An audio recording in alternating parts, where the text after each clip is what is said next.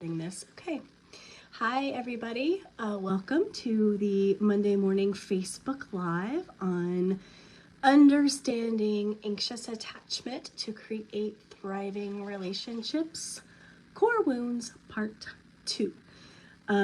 As you can probably hear, I'm at the tail end of a cold, so please bear with me through any sniffles or coughing that I may do. It's one of those cases where I actually sound worse than I feel. So we're just gonna proceed on, but you can probably hear in my voice that I'm still a little congested.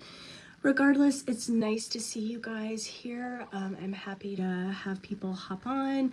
This topic has been getting a lot of interest, which is so exciting to me. As always, if you're new or if you have just found me, welcome, welcome, welcome. And if you are back to, gain more insight or to absorb more of this content, welcome back. It's always nice to see you too. Again, if you're new to me, I'm continuing to get new followers and page likes. I am Candace. I am the owner of Solstice Counseling. I am a one-man, one-woman show private practice in Greensboro, North Carolina. And I help people recover from the effects of harmful parenting, and I help couples reconnect and re-find intimacy and connection with each other. So today we are going to dive right into, voicemail, let me get that notification out of the way. We're going to dive right into the remaining 3 core wounds of the anxious attachment style. And if you're just diving in here and you're wondering what the heck I'm talking about, you can go back and watch the videos I've already done on what is an attachment style, traits and characteristics of the anxious preoccupied attachment style, early childhood of anxious attachment style, and core wounds part 1. That probably will help you to kind of identify yourself if you haven't already.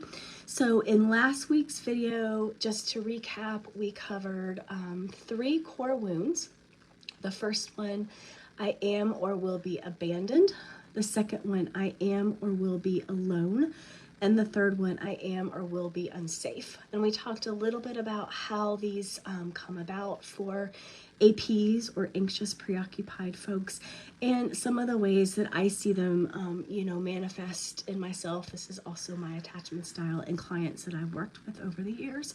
So we're going to move on to the next 3. And then at the end, we're going to talk a little bit about, okay, now that maybe we've identified these or we recognize ourselves in these, like, what the hell do we do about them? Do we just walk around with these wounds our entire lives? And the answer is no. So we're going to talk about, kind of how we work with this at the end. But first, let's talk about the last 3. So today we're going to go into the first one, I am bad. The second one, I am or will be excluded. And the third one, I am or will be unloved. And, really like any attachment style core wounds, they're really painful. They're really painful if you have these. And we're going to talk about how these wounds tend to come about, how the anxious version is a little bit different from other attachment styles, the way that I've seen this look in my own life and then in my practice, and then in the end, what you can do about them. So we're going to start with I am or will be excluded. And this is it's a deeply painful wound for APs. And there's a lot of ways that this can kind of come about in childhood. I've had a lot of clients over the years who have had siblings and they are significantly younger. There's been a significant age gap between them and their siblings. So, my client might have been 4 or 5 and they had a sibling or a sibling group that was 10, 12 years older. So right there, but just because of that age gap, my client was wanting to play with their siblings or wanting to be included in the lives of their siblings, and because their siblings are just different age and stage and different, you know, developmental level. Maybe they wanted to spend time with their friends, or they sort of thought of their little brother or sister as kind of a burden. That's one way that this wound of exclusion can get created, because the perception of the child is going to be, oh, I am like excluded from this group within my family. In my case, I actually had a stepbrother and a stepsister, so they were kind of already, you know, bonded by virtue of the fact that they were biologically related. And when I came into the mix for the first several years, there was a big feeling I had of exclusion, because they just kind of did their own thing. They played together, you know, they had inside jokes, they laughed about things that I didn't know what they were talking about, and they really didn't include me. So, you know, I had that I will be excluded because, you know, I kind of was being excluded. And I hear that a lot from my AP clients, like, you know, I just never really feel like I was included with my siblings or their peers. So that's one way it can come about. A lot of times in families, they're never really spoken about, but the client can often feel like, okay, mom and dad, you know, they like my sibling better than me, or, you know, the sibling is kind of a favorite person, or I see that I can do the same thing and the sibling gets away with murder, like they can do no wrong. So again, while this is like really unspoken, and if you ask a parent, you know, most parents, of course, are going to say, no, I love my children all equally. But there can be like this felt experience for the child of like, being excluded out of this alliance, or out of this like bond that the parent may have with another sibling or siblings, that makes the anxious preoccupied person feel excluded. Another way that this can happen is if you have, you know, parents who are really going through something and they're having to take all their time and attention and focus on something other than the child can feel excluded from the family unit. I've had a lot of clients who, you know, over the years, they've had experiences where, you know, the parents would kind of have inside jokes, or the parents would, you know, talk above the child's head, and the child would kind of try to get in on the fun or understand the meaning of what the parents were saying, and the parents would just kind of like, you know, I'm sure not intentionally, but like kind of leave them out, or say like, oh, it's, you know, you're too young, or it's above your head. And even though, again, that's not intentional, it can result in the child feeling excluded. The other thing I will say about this wound is that, you know, remember, all it takes to get a wound imprinted in our subconscious level of mind is repetition plus emotion. It doesn't necessarily have to happen from the caregivers. So a lot of times I've seen clients who have had real exclusion wounds, particularly women, through friendships where, you know, maybe they had a tight-knit group of friends, and then all of a sudden, for whatever reason, one of the friends decides, you know, they're going to hang with another crowd, or, you know, they're just going to exclude the person from, you know, activities or birthday parties, or now in the age of social media, you know, Facebook, or group text or invitations or whatever. So it can certainly happen as a result of feeling excluded from peer groups. It can also happen as a result of being bullied. So there's a lot of ways that this I am excluded, or I will be excluded core wound can really manifest for APs. And, you know, frankly, if you have this wound, remembering that our core wounds are the lens through which we view the world, then if you show up to meet new people, you're probably not going to feel really comfortable being yourself, right?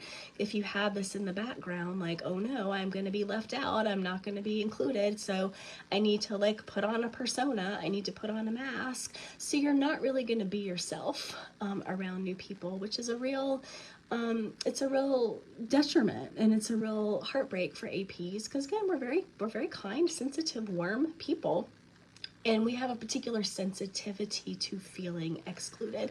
And APs tend to go out of their way to make sure that other people feel included, or if they're not included, to help them understand why they're not included. So that is the wound of I am or will be excluded. We're going to go on to talk about the wound of I am bad. And it's really interesting as I've started to do this work with clients, my AP clients and myself. I wouldn't have thought this applied to me, and most of my clients don't either. And this is how it looks for APs. I'll tell you a little bit about how it can kind of come about. One way is if you have parents who are very critical or very shaming or harsh with you, particularly when you make a mistake. You know, they may tell you things like, well, that was stupid, or why did you do that? Like, that was really dumb. I mean, they may just kind of come out and say it, or there may be this sort of covert, like, eye rolling or, you know, being spoken to in some harsh way if you don't do things right, or the way that the parent would have done it.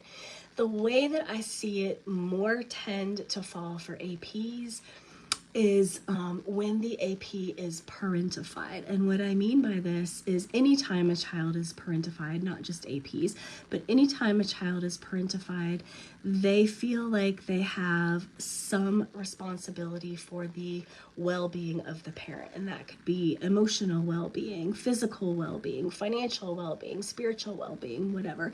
It's this role reversal where instead of the parent caretaking the child has to caretake the parent. And they feel very responsible for the well-being of the parent. And of course, as a child, you're gonna have to depend on your parents to survive. So like a concrete example of this would be like, let's say that you have a parent who is an alcoholic, and you take on as the AP, okay, well, I need to be really quiet, or I need to be really calm, or I need to be happy all the time, or I need to make good grades, or I need to, you know, make first string on the basketball team, because if I don't, my parent will drink. So you have linked in your mind that you are somehow responsible for keeping your parent calm, for keeping your parent on an even keel, for keeping your parent stable so that they don't drink, so that you will survive. So if you make a quote mistake, you know, let's say you're a little bit louder than usual, or you get a B instead of an A, the associations in your subconscious mind become, I am a bad person because I did this thing and that caused my parent to do this thing, and I am responsible. So a lot of APs tend to feel overly responsible for the feelings and emotions of other people. And in fact, when there's an argument or conflict in relationships, or when a relationship ends, APs will 99% of the time take on the lion's share of responsibility for that. I hear things all the time like, oh my God, well, if I hadn't said this, or I should have done this, or, you know, maybe if I had just said it this way instead of that way, then they wouldn't have left. And again, that's just not true, right? Because there's this other person who's involved. So it creates this really core belief that, like, I am bad, who I am is bad. And APs often feel, there can be some shame, but there's more often a feeling of guilt, like particularly if they set boundaries, or if they try to stand up for themselves. I hear all the time people saying, you know, well, I can't ask for such and such because they're gonna think I'm mean, or they might think I'm trying to take advantage of them, or they're gonna think I'm a burden. So there's this real way that APs, you know, don't really advocate for themselves because they're afraid of getting in trouble, or they're afraid of being seen as bad people if they just want, you know, equality, or if they want mutuality, or if they want reciprocity in relationships. And, you know, a lot of times what APs do to sort of offset this or over compensate for it is they will over explain things. I have found myself doing this, and I know I have clients who do this. You know, if you need to cancel plans at the last minute because you're not feeling well, APs will launch into like a book about why they can't, you know, and I'm so sorry, and I hate to do this, and I started feeling bad on Sunday, and now I have a little bit of a fever, and I have a cough, and I don't feel that great, and I don't want you to get sick. You know, there's this real overcompensating because we're trying to manage the other person's opinion of us, because we don't want to be seen as bad, and we don't want to get in trouble. That was the belief and the perception in childhood. So this wound can carry a lot of weight and can cause APs to really take on way too much responsibility in relationships that frankly isn't there, and cause them to have a really lopsided view of themselves in relationships as like, I am bad and the other person is good, which is also another reason why we tend to put people on pedestals, right? So this is a really painful wound for APs. And then the third one we're going to cover today is I am or will be unloved. And this, again, is deeply painful. This is particularly painful because this wound is like at the level of identity. It's like, no, who I am, the core of who I am is not loved or not lovable. And a lot of times this takes root because of a parent who, or parents who are not really attuned to a child. Attunement, just at a very high level, is the parent's ability to really see the particular personality of the child, their unique identity, their unique personality, their unique skills, traits, and to really be able to dial in and just to kind of know like, hey, this is who you are, this is what you need to be nurtured, this is what you need to grow, this is what you need to thrive, unique and particular to you. So when there is this lack of attunement, that can result in a child being loved. It's not that they're not loved, but they don't have a felt sense of being loved because they're not being loved in the way that their unique being needs to be loved. And again, it's not any malicious intent of the parent, it's just a lack of attunement. This can also come about when there is a real crisis or a trauma that happens, like there's the death of a parent or the death of a child, or there's a divorce, or there's something major that kind of shakes the foundation of the family. And remember, the anxious preoccupied wound is created by this inconsistency or intermittency of connection, disconnection, connection, disconnection. And so when an AP is used to getting some level of connection from a parent or caretaker, and then there is something that blows up the family and the parent's attention has to turn somewhere else, they're not able to like pour any love into the child at all because they're busy dealing with whatever it is they're dealing with. And most APs interpret that as, well, I'm not lovable or I'm not loved.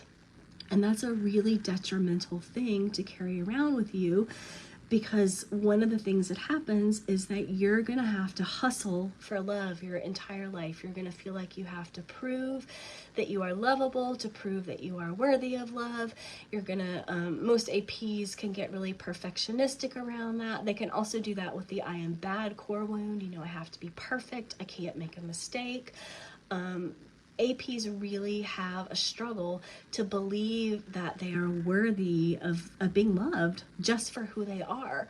You know, there was a study, I can't remember when, that said, you know, parents would do well when their child is just reading a book or, you know, coloring or doing something that isn't producing an outcome. For the parent to just go up and pour love into the child just for the being that they are. And that tends to not happen. It doesn't happen in other attachment styles too, but a little bit differently. That tends to not happen for APs. You know, they don't get love for being who they are, so they have a really hard time believing that they're worthy of it, and they also have a very hard time receiving it, and they tend to sabotage it or block it if it's being offered to them. It's like, no, that doesn't fit in with like my subconscious comfort zone, so I don't know what to do with that, so I'm gonna sabotage this relationship, or I'm gonna set it on fire, or I'm gonna block it in some way. I'm gonna overgive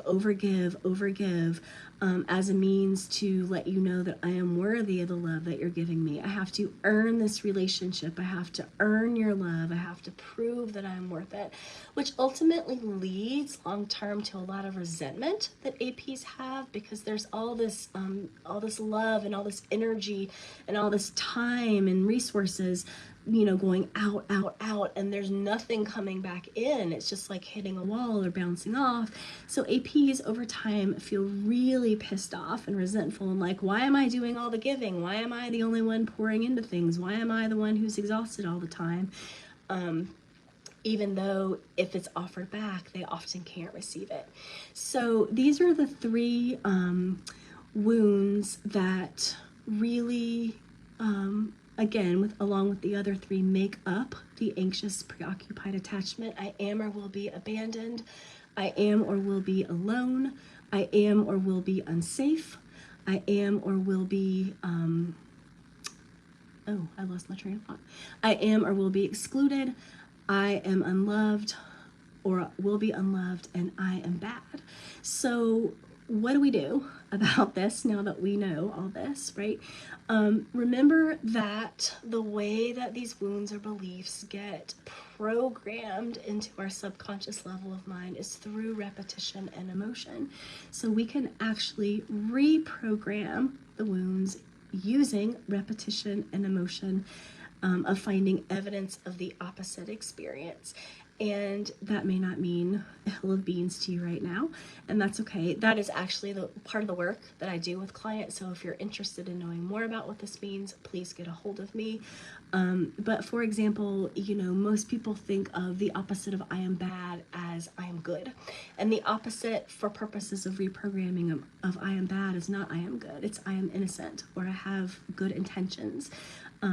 So we really look for evidence to support that. And one of the things I do with clients is we just go through a whole session or two of finding evidence, and then there's kind of a protocol to follow after that. So, you know, if you're walking around and you recognize yourself and you have these wounds, like, of course you're going to people please. Of course you're going to fawn. Of course you're going to have a hard time setting boundaries. Of course you're going to over-explain. You're going to overcompensate. You're going to take over responsibility for things. You're going to feel like you have to work really, really hard to earn love. And then once you have it, you're going to have to work really, really hard to keep it. Like, that all makes sense. But it really does APs a disservice, because we are never really seen for who we are. We're never known. We're never really understood, because we're always trying to project this image and manage other people's emotions and perceptions of us. So that's the 6 major core wounds of this attachment style. Next week, we're going to talk a little bit about the common feelings most APs tend to have in relationships. Again, if you have found this video helpful, or you know someone who it might help, I would love for you to share the video or tag someone in it. If you're interested in knowing more about how to do the reprogramming work, please contact me and we can talk a little bit about that. I'm leaning more that way in my practice now. But we can certainly get going on that, and you don't have to carry all this stuff around with you for the rest of your life. Because it's quite painful, number one, and again, it's at the subconscious level of mind, and we often don't know that this is driving the bus. So thank you so much for watching. Any questions, comments, please let me know. If you found this valuable, please share it on your Facebook page so other people can start to get this information, because it's really life-changing. And I wish you all a wonderful Monday. Much love. Bye-bye.